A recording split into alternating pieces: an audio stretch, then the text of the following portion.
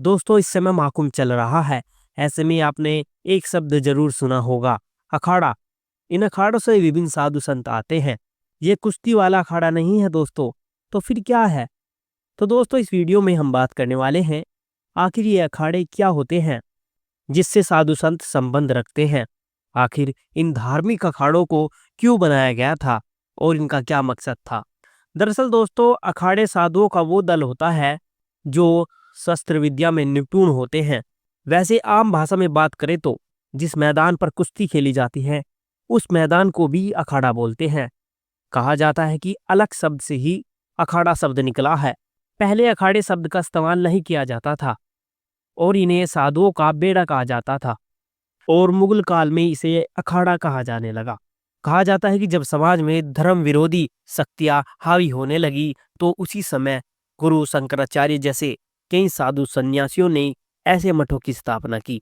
इनका उद्देश्य था कि आध्यात्मिक शक्ति के जरिए चुनौतियों का मुकाबला नहीं किया जा सकता और इनके लिए शारीरिक बल की भी आवश्यकता होती है। इसके बाद इन मठों की शुरुआत हुई जिसमें अस्त्र और शस्त्र दोनों की विद्या पर बल दिया गया और ये मठ आगे चलकर अखाड़े कहे जाने लगे। वर्तमान की बात करें तो शैव, वैरागी और उदासीन संप्रदाय को मिलाकर कुल 13 अखाड़े हैं। इन 13 अखाड़ों से अलग अलग परंपरा के लाखों साधु जुड़े हैं, जिसमें 7 अखाड़े शैव संप्रदाय के हैं, जबकि 3-3 अखाड़े वैरागी और उदासीन परंपरा के साधुओं के हैं।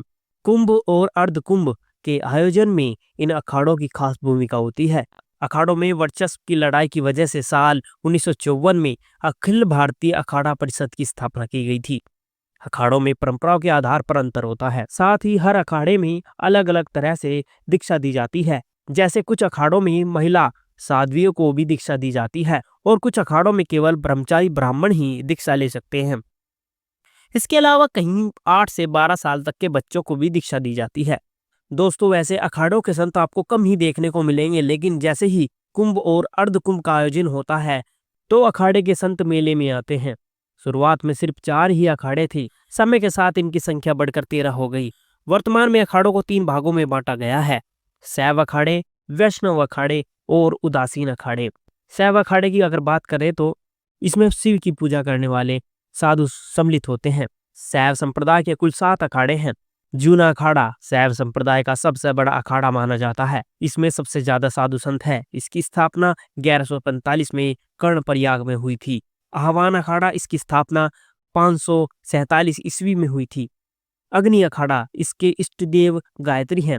निरंजनी अखाड़ा 903 में स्थापित। इस अखाड़े में साधु संत उच्च शिक्षित हैं। निर्वाणी अखाड़ा 748 ईस्वी में स्थापित हुआ। आनंद अखाड़ा स्थापना 856 ईस्वी। अटल अखाड़ा 646 ईस्वी में स्थापित हुआ था। वैष्णव अखाड़े की बात करें तो यह विष्णु भक्ति का प्रतीक माना जाता है।